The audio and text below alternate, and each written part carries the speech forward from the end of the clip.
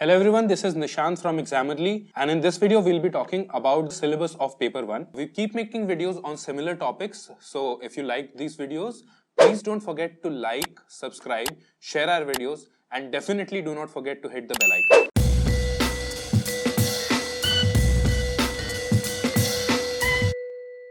So as you all know, जो net का आपका एग्जाम होता है यूजीसी नेट का, उसमें 2018 के पहले 3 पेपर्स होते थे, 2 सब्जेक्ट पेपर्स और एक आपका जनरल एप्टीट्यूड का पेपर होता था। तो आज की डेट में 2 पेपर्स हैं, एक आपका सब्जेक्ट का पेपर जिसमें 100 क्वेश्चंस होते हैं और एक जनरल एप्टीट्यूड का पेपर जिसमें 50 क्वेश्चंस होते हैं। इन दोनों ही पेपर्स के कंबाइंड स्कोर से आपका नेट या जेआरएफ क्वालिफाई होता है। That is why paper 1 is very very critical to your preparation. Paper 1 को लेकर लोगों को काफी इश्यूज आते हैं because this is something that you are giving for the first time. Also one more reason why people face a lot of difficulty is because जो paper 1 के आपके टॉपिक्स हैं वो सारे के सारे कनेक्टेड नहीं हैं, कुछ हद तक डिसकनेक्टेड रहते हैं, तो इसी वजह से लोगों को करने में दिक्कत आती है। In this video we will tell you how these topics are connected and what is the logic behind all of these topics and also इन टॉपिक्स के अंडर में क्या कंटेंट होता है। आगे के वीडियोस में हम लोग एक एक यूनिट को फर्दर डिटेल में स्टडी करेंगे। पहला जो आपका यूनिट है that is on teaching aptitude. तो as you know, after qualifying NET और JRF you will apply for a PhD and you will go for research.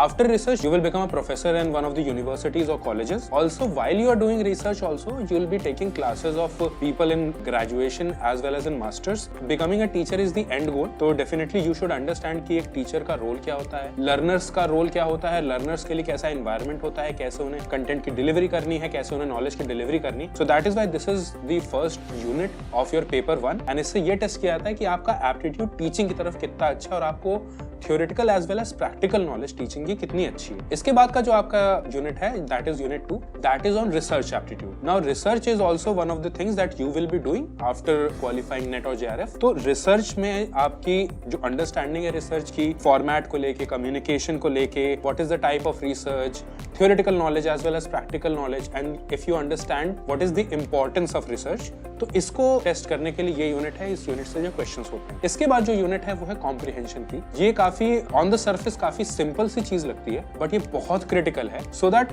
आप अगर कहीं से कुछ पढ़ रहे हैं तो are you able to make sense of whatever you are reading. जो भी आप पढ़ रहे हैं उसमें से आप नॉलेज एक्सट्रैक्ट कर पा रहे हैं, साथ ही साथ जो आप कंटेंट खुद से बनाएंगे whether while doing your research और वाइल टीचिंग स्टूडेंट्स, आपने जो कुछ भी लिखा है या जो भी कंटेंट बनाया है उसे पढ़ के कितनी आसानी से लोग उसे समझ सकते हैं, उसमें से आइडियाज निकाल सकते हैं, ये जानने के लिए कॉम्प्रिहेंशन को एज अ टॉपिक रखा गया। इसके बाद आपका जो 4th यूनिट है दैट इज कम्युनिकेशन एंड से रिलेटेड है और ये 2 चीजें करते हैं। पहला, आपके जो बेसिक अंडरस्टैंडिंग है कम्युनिकेशन को लेके, बिकॉज वेदर डूइंग रिसर्च और while teaching people, communication is the key. Whether it is verbal communication, आप किसी को पर्सनली समझा रहे हैं, या फिर नॉन वर्बल कम्युनिकेशन, या फिर ऑनलाइन मीडियम।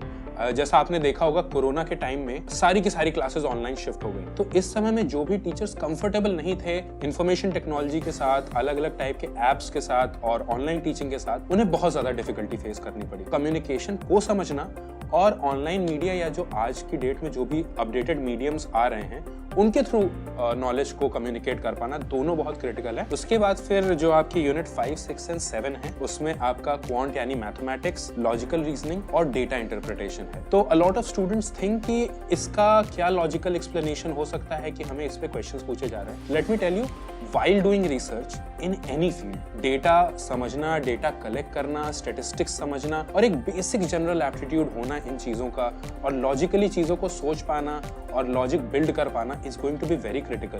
तो ये टेस्ट करना भी बहुत जरूरी है एक रिसर्चर में या फिर एक फ्यूचर प्रोफेसर में, because you will become a professor in one of the leading universities of the country. तो ये बेसिक एप्टीट्यूड और बहुत ही बेसिक क्वेश्चंस आते हैं, इससे बहुत सारे लोग अनकंफर्टेबल होते हैं।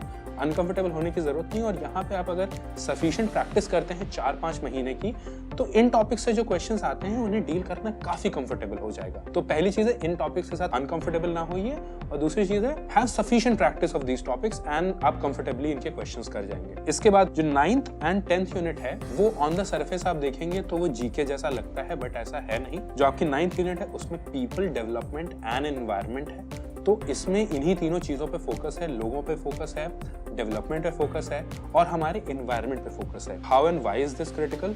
Because environment is one of the major concerns building good students, delivering knowledge to them is definitely important, but also building very responsible human beings is something very critical, and we need that a lot in the future and upcoming generations. So इस वजह से इस topic को यहाँ रखा गया है। साथ ही साथ एक as a teacher, as a professor, आपकी जनरल अंडरस्टैंडिंग आपके सराउंडिंग्स की कैसी है, पीपल की, एनवायरनमेंट की कैसी है, वो भी इससे टेस्ट हो जाता है। तो इस वजह से इस टॉपिक को रखा गया है। जो लास्ट टॉपिक है that is higher education. Higher education हमारे देश में बहुत पहले से रही है। एंशिएंट टाइम से नालंदा जैसी यूनिवर्सिटीज थी, वहां से आज तक का डेवलपमेंट कैसे हुआ, चेंजेस कैसे हुए, साथ ही साथ कभी कभी बीच में डिटेरियोरेशन आया है। जब तक आप इस पूरी क्रोनोलॉजी को नहीं समझेंगे तब तक आपको ये नहीं समझ में आएगा कि आप आगे कैसे बढ़ सकते हैं, and what are the other practices that you can bring it, what are the things that you can borrow from the past, what were the mistakes that were done in the past that you should not repeat, and also higher education का एक general idea होना भी बहुत important है। That will also be helpful for you to deliver knowledge to people as well as to plan your career. So that's it from us in this video. Thank you for watching. Hope you liked it.